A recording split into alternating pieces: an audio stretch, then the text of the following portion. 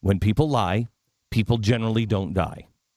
But this president is lying to you about Benghazi in such spectacular fashion that I believe people will go to prison. This is impeachable. The president might go to prison for this one. What is happening with Benghazi is so far beyond lying. It is staggering. Now, in Ohio, if you're listening to the president and he says this, you can say, well, he's just playing a word game. Well, he's doing this. No, he is lying. And he believes that he can get away with it. And you will accept it. Now, it is important for you to understand why you can't accept the little lies, even though this isn't a little lie. In every single case in my memory, if someone was caught on something that was that wrong, and he's wrong on so many things from the debate, you immediately just get off it. You may not apologize, but you get off it because people will hold your feet to the fire. But no one is holding his feet to the fire.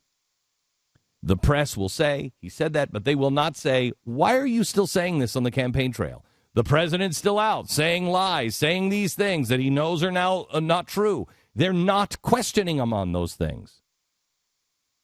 But now we have beginning of the truth on Benghazi. 5 days into the Benghazi scandal, when no one was saying anything, I presented a theory. It was a Monday. It was the Monday after, 6 days, the Monday after the attack. And I got on the air, and I told you exactly what was happening. I told you that this ambassador was involved in running guns. And he was running guns to al-Qaeda in Libya. And he was running guns through Turkey into Syria. And whether it was a deal that went bad, I don't know. But that's what happened. And the White House knew. That was 6 days into it. We continued to further the story. And as everyone else is still arguing about whether it was the videotape or not, we have been furthering the story. Today, we have evidence that is staggering. We now have a memo posted from the Blaze. We now have a memo to the White House 2 hours after the attacks began. Last night on the TV show, I laid it out again on exactly the timeline, exactly what happened when. At 1 o'clock or 12:54 in the afternoon on September 11th, the White House was warned that there was somebody watching the Benghazi safe house. So you know, do not let any member of the press get away with calling this a embassy safe house. It is not. It was a CIA safe house. Now, why, in the most dangerous place, in one of the most dangerous parts of the world, on September 11th, when the ambassador knows he's under attack, the documents now show he wrote the night before and said, help me, there's trouble.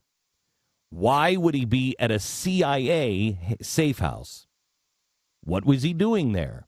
I kept asking the question, what is he doing there? What was he doing there? We now know he was having dinner with the General Counsel of Turkey. Remember that President Obama is good friends with the Turkish ambassador. The Turkish Prime Minister. Turkey fancies itself the head of the caliphate. The Turkish ambassador and Barack Obama, it has been widely reported that that's really his only real friend in foreign policy. That is the guy he called first when he won the presidency. Not England, not Israel, but the Turkish ambassador. This guy's a Sharia law guy. Not a good guy. Why was the General Counsel of Turkey meeting with our ambassador at a CIA safe house on September 11th? And here's where it gets strange. At 12:54, the White House, in emails to the Situation Room, the White House is alerted there are people watching our safe house. The ambassador and the Turkish general counsel are in the safe house having dinner. And there are people watching the exits. That's what the memo says. They're watching the exits. One guy says, I don't know if we're going to get out of here alive. So we know that they know inside this is serious. We don't know if we'll get out of this one alive. An hour after that, the Turkish ambassador leaves through the front door and the front gate, unmolested. Now you tell me, why was the Turkish ambassador there, or the Turkish general counsel there? Why was he there? Why were they having dinner? Why was it so important on September 11th to go to the most dangerous city, to a CIA safe house? An hour after he leaves, the fight begins. We now know that the White House sent a drone. Somebody, the military, somebody sent a drone. So there was a live video feed of what was going on. They're watching it in the State Department. They're watching it at the Pentagon. They're watching it at Langley, and they're watching it in the Situation Room. At 5:00 in the afternoon, Leon Panetta has a meeting with the President of the United States. The first email comes at 4:05. So the Secretary of Defense arrives at the White House to have a meeting with the President 55 minutes after the Situation Room and everybody else gets an email saying, Libya, the safe house, is under attack. That's 3 hours after the President got the first warning that somebody was watching the safe house. So they all know that something's going down there. At 4:05, first email comes in, says we're under attack. Leon Panetta arrives at the White House at 5:00 for a meeting with the President, the Vice President, in the Oval Office. Now, how they can have a drone, the Secretary of Defense, and an ambassador under attack and not say, hey, what do you say we catch the 505 elevator downstairs to the Situation Room and watch what's going on? Let's get briefed in the Situation Room and find out what's going on. They have all of the information there. 4:54 Washington time. There's another report to the Situation Room. The embassy in Tripoli has reported that firing at the U.S. diplomatic mission in Benghazi has stopped and the compound had been cleared. Said the response team was at the site attempting to locate missing personnel. At 6:07 that night, to the Situation Room, attack update number 2. Ansar al-Sharia claims responsibility for the Benghazi attack.